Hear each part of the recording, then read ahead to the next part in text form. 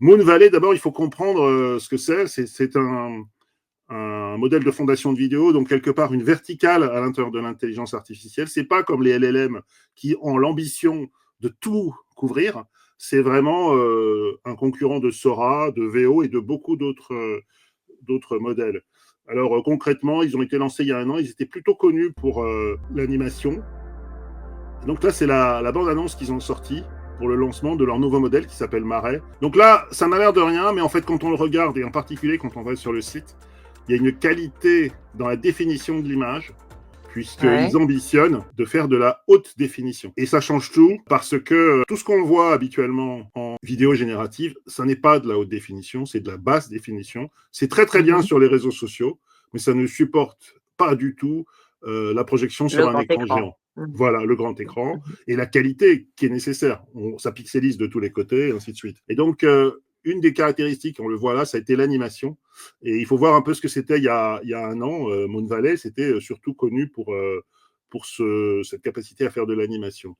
Bah là, c'est les premiers tutos où justement ils montraient la consistency, donc la consistance des personnages. Donc, ils ont demandé de créer une jeune femme qui boit un café. Il y a une couleur IA qu'on reconnaît tout de suite, Absolument. mais par rapport au clip que tu as montré, là, on est vraiment dans la cinématographie complète. Donc en 1 an, ils ont fait un gros boulot.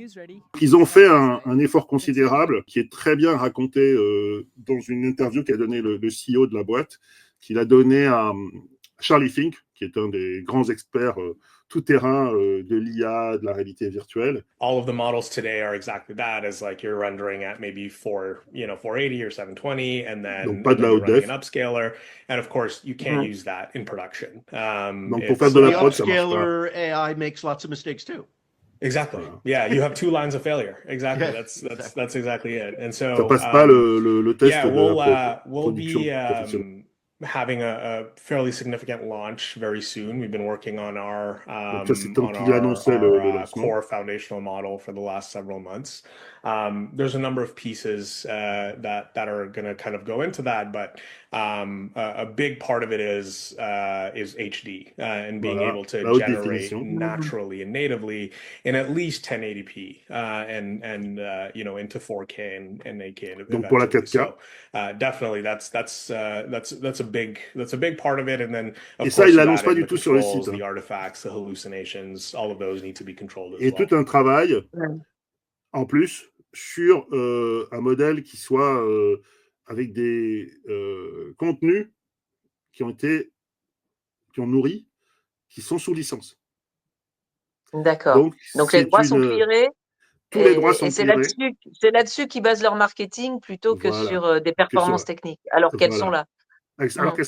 Ça m'inspire 3 réflexions. La première, c'est que plus généralement, en dehors du cinéma, on voit bien que l'IA générative peine à être adoptée vraiment concrètement et globalement dans les entreprises. On nous a vendu du rêve, les boîtes de consulting étaient sur leurs ergots, mais ça a commencé en 2022, en 2025, on n'a toujours pas des entreprises AI-centriques. Et pourquoi ? Parce que y a des processus métiers et que les gens sont habitués à des interfaces métiers et à des méthodes métiers. Et l'IA générale nécessite trop de problèmes d'intégration et coûte cher. Et n'est pas toujours proche du métier. Donc, on voit bien que dans la relation client, c'est pareil, dans la reconnaissance visuelle, c'est pareil. Il y a des spécialistes du secteur qui utilisent ce que l'IA générative a déjà avancé pour faire quelque chose qui est adapté au métier. Donc, je pense que le métier du cinéma n'y échappera pas.